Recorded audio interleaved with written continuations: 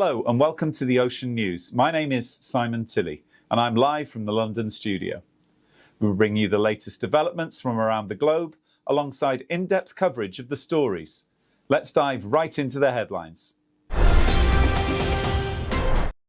Air India announced that it will suspend its flights between New Delhi and Washington, D.C. starting September 1st due to operational challenges. The airline cited a range of operational factors behind the decision. Passengers are advised to check for alternative routes and stay updated on further announcements. The suspension marks a significant disruption in air travel between India and the United States. Italy's defence minister, Guido Crosetto, said that Israel's government has lost its reason and humanity over Gaza and signalled an openness to potential sanctions. What is happening is unacceptable. We are not facing a military operation with collateral damage, but the pure denial of the law and the founding values of our civilization. We are committed to humanitarian aid, but we must now find a way to force Netanyahu to think clearly, beyond condemnation. Pakistan has strongly rejected and condemned remarks falsely attributed to Army Chief Field Marshal Azim Munir, claiming he threatened global destruction if the country were to collapse. Officials say the statement is fabricated and does not reflect Pakistan's policy or position. Earlier, India claimed it had shot down 5 Pakistani fighter jets, a statement that quickly drew ridicule worldwide. Political analysts say New Delhi is attempting, without success, to mask its defeat at the hands of Pakistan on May 7th through such assertions.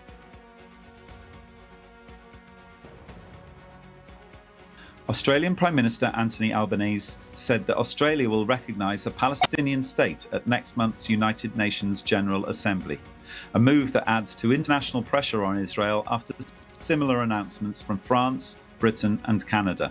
Australia will recognise the state of Palestine at the 80th sessions of the United Nations General Assembly in September to contribute to international momentum towards a two-state solution, a ceasefire in Gaza and the release of hostages. Albanese said, "A two-state solution is humanity's best hope to break the cycle of violence in the Middle East and to bring to an end the conflict, suffering and starvation in Gaza."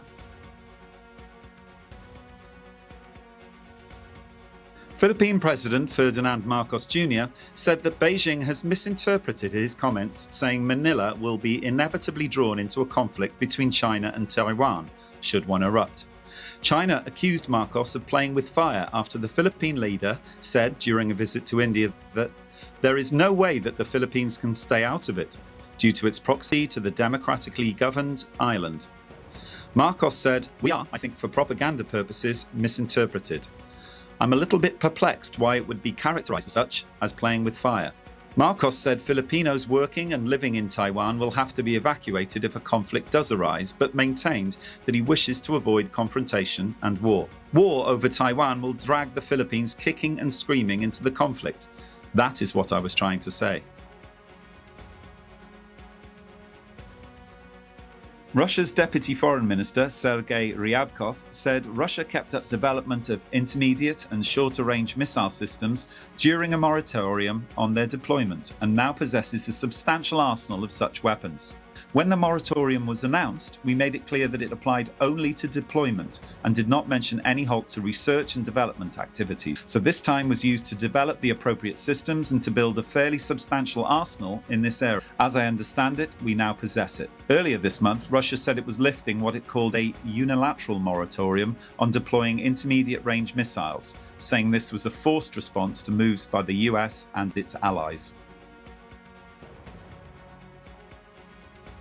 Iran's Foreign Minister Abbas Araghchi said a senior official from the UN nuclear watchdog will fly to Iran for talks on Monday, but no visit to nuclear sites is planned. Since Israel launched its first military strikes on Iran's nuclear sites during a 12-day war in June, inspectors from the International Atomic Energy Agency have been unable to access Iran's facilities, despite IAEA Chief Rafael Grossi stating that inspections remain his top priority. Iran has accused the agency of effectively paving the way for the bombings by issuing a damning report on May 31st, which led the IAEA's 35-nation Board of Governors to declare Iran in breach of its non-proliferation obligations. Iran, which denies seeking nuclear weapons, said it remained committed to the Nuclear Non-Proliferation Treaty.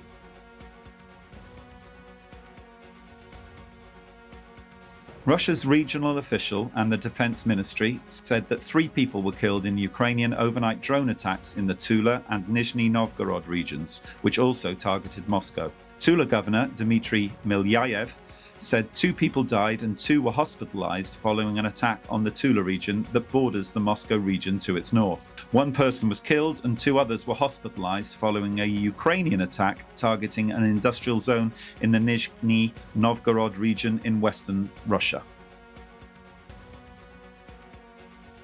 US President Donald Trump pledged to evict homeless people from the nation's capital and jail criminals, despite Washington's mayor arguing there is no current spike in crime. Details of the plan were unclear. According to US officials, the administration is preparing to deploy hundreds of National Guard troops to Washington, a controversial tactic Trump used recently in Los Angeles to tackle immigration protests over the objections of local officials.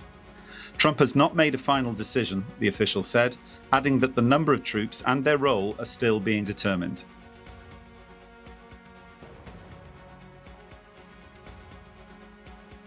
South Korea and Vietnam pledged deeper economic and strategic cooperation as their leaders held a summit on Monday, with the countries seeking to leverage their business ties to navigate a challenging global trading environment. South Korean President Lee Jae-myung is hosting Vietnamese leader To Lam as his first state guest since taking office on June the 4th and discussed promoting trade and investment in the Southeast Asian country. Lam, who is the Vietnamese Communist Party General Secretary, leads a delegation of industry, trade, foreign and technology ministers and senior party and parliamentary members on the 4-day state visit. Lam said the countries agreed to further open up their markets and expand trade to $150 billion by 2030.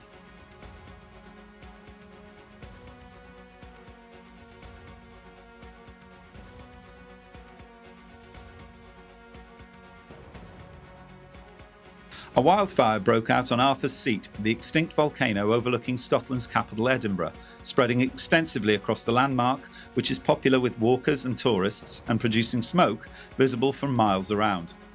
Arthur's Seat is the highest point of Holyrood Park, near Scotland's Parliament, and at the end of Edinburgh's famous Royal Mile. About 250 metres above sea level, it is a popular vantage point with visitors for its views of the city. The Scottish Fire and Rescue Service said crews are in attendance at a fire in the open at Arthur's Seat, Holyrood Park, Edinburgh. Police advised motorists and pedestrians to avoid the area. August is a popular month for tourists in Edinburgh as it hosts the Edinburgh International Arts Festival, the Fringe Comedy Festival, as well as tour dates for the reunion of rock band Oasis. Bangladesh is experiencing a surge in dengue cases and deaths, with health experts warning that August could bring an even more severe outbreak of the mosquito-borne disease if urgent action is not taken. Dengue has killed 101 people and infected 24,183 so far this year, official data showed, placing a severe strain on the country's already overstretched healthcare system. A sharp rise in fatalities has accompanied the spike in cases. 19 people have already died of dengue so far in August, following 41 deaths in July, more than double June's 19 fatalities. Experts say climate change, along with warm, humid weather and intermittent rain, has created ideal breeding conditions for Aedes mosquitoes, the carriers of the dengue virus. One person was killed when an earthquake of magnitude 6.1 struck northwestern Turkey's Balıkesir province, Interior Minister Ali Yerlikaya said, adding 29 people were wounded and 16 buildings collapsed. Rescue operations were ongoing in Sindirgi, a district in Balıkesir province, as personnel assessed a flattened building while residents looked on. The quake, which Turkey's AFAD Disaster Management Authority said occurred at around 7:53 p.m, was felt in multiple provinces, including the country's biggest city, Istanbul. Yarlikiye said an 81-year-old person died after being rescued from rubble by emergency teams.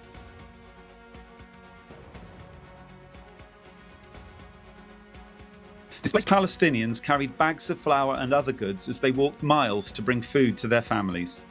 Close to 200 Palestinians have died of starvation in Gaza since the war began. Nearly half of them have been children, according to Gaza's health ministry. About 1,200 people were killed and 251 hostages taken to Gaza in the October 7, 2023 Hamas attack on southern Israeli communities. More than 61,000 Palestinians have been killed by Israel's assault on Gaza, according to the Gaza Health Ministry, which said 98 Palestinians have been killed by Israeli fire across the enclave in the past 24 hours. Nearly 10,000 residents have been relocated after flash floods triggered by torrential rain killed 13 people and left 30 missing in the northwestern China province of Gansu. Torrential downpours began on Thursday and unleashed flash floods in Gansu province's Yuzhong, stranding some 4,000 people. China's President Xi Jinping ordered all-out rescue. Record rainfall has lashed China's north and south in recent weeks in what meteorologists describe as extreme weather events linked to climate change. Scientists have found a series of stone tools on Indonesia's Sulawesi island they say may be evidence of humans living 1.5 million years ago on islands between Asia and Australia, the possible earliest known hominids in the Wallacea region. Archaeologists from Australia and Indonesia found the small, chipped tools used to cut little animals and carve rocks under the soil in the region of Sopeng in South Sulawesi. Radioactive tracing of these tools and the teeth of animals found around the site were dated at up to 1.48 million years ago. The earliest Wallacean humans, prehistoric humans known as Homo erectus, were thought to have only settled in Indonesia's Flores Island and Philippines' Luzon Island around 1.02 million years ago, as they were thought to be incapable of distant sea travel, proving further the significance of the Sulawesi findings in theories of migration. Ana de Armas is reportedly being considered for a major Marvel role, sparking excitement among fans. The actress, known for her work in films such as Ballerina, No Time to Die, and Knives Out, has been linked to several possible Marvel characters. One strong possibility is the female Ghost Rider, a role that has been mentioned in past rumours and could appear in upcoming films like Avengers Doomsday and Secret Wars. Another option could be the new Black Widow, after the events of Secret Wars, which would fit Anna's action background. She could also take on the role of Enchantress in the reported Thor 5, a long-requested villain from Marvel Comics. India shut a unit at its Kudankulam nuclear reactor, the largest in the country, for scheduled maintenance last week, according to an outage report, possibly spiking power prices for southern regions. According to the Central Electricity Authority, the country's power advisory body, the 1,000-megawatt unit 1 at Kudankulam, in the southern state of Tamil Nadu, was shut on August the 3rd. Confirming that one unit of Kudankulam is under maintenance, a senior official with Tamil Nadu Distribution and Generation Company said the state might have to tap market resources if the need for additional demand arises. Russian President Vladimir Putin and Armenian President Nikol Pashinyan have spoken by phone, the Kremlin said on Monday, saying that Pashinyan had briefed Putin on his meeting with US President Donald Trump last week. Trump received Pashinyan and Azerbaijani President Ilham Aliyev in the White House on Friday, where they signed a joint declaration confirming their readiness to move towards a final peace settlement, to draw a line under more than 3 decades of on-off conflict. From McDonald's and Coca-Cola to Amazon and Apple, US-based multinationals are facing calls for a boycott in India as business executives and Prime Minister Narendra Modi's supporters stoke anti-American sentiment to protest against US tariffs. India, the world's most populous nation, is a key market for American brands that have rapidly expanded to target a growing base of affluent consumers, many of whom remain infatuated with international labels seen as symbols of moving up in life. Although there was no immediate indication of sales being hit, there's a growing chorus both on social media and offline to buy local, and ditch American products after Donald Trump imposed a 50% tariff on goods from India, rattling exporters and damaging ties between New Delhi and Washington. An outpouring of grief and condemnation has followed the Israeli assassination of 5 Al Jazeera staff in Gaza, including prominent correspondent Anas al-Sharif. An outpouring of grief and condemnation has followed the Israeli assassination of 5 Al Jazeera staff in Gaza, including prominent correspondent Anas al-Sharif. The drone attack late on Sunday hit a tent for journalists, positioned outside the main gate of Gaza City's Al-Shifa hospital, killing 7 people. Among the dead were Al Jazeera correspondent Mohammed Kraiker and camera operators Ibrahim Zaher, Moamen Aliwa, and Mohammed Nufal. Dozens of Indian opposition leaders were detained in New Delhi as they shouted slogans, jumped barricades, and marched to the Election Commission in a rare public protest against what they say are electoral malpractices. The credibility of elections has rarely been questioned in recent decades in the world's most populous democracy. Some analysts say the opposition accusations could damage Prime Minister Narendra Modi as he navigates one of the toughest periods of his 11 years in office. Around 300 opposition leaders, including Rahul Gandhi of the main opposition Congress Party, marched from Parliament to the office of the Independent Election Panel, but were stopped by police some distance away. Greta Thunberg said she and a Palestinian activist group plan to sail a new flotilla loaded with humanitarian aid to Gaza to break the illegal Israeli siege. 2 other attempts by activists to deliver aid by ship to Gaza in June and July were blocked by Israel. Troops boarded their vessels and detained the activists before expelling them. The Swedish campaigner said on August 31st, "We are launching the biggest attempt ever to break the illegal Israeli siege over Gaza with dozens of boats sailing from Spain." The group will mobilize activists from 44 countries for the initiative dubbed Global Sumud Flotilla, which will also include simultaneous demonstrations.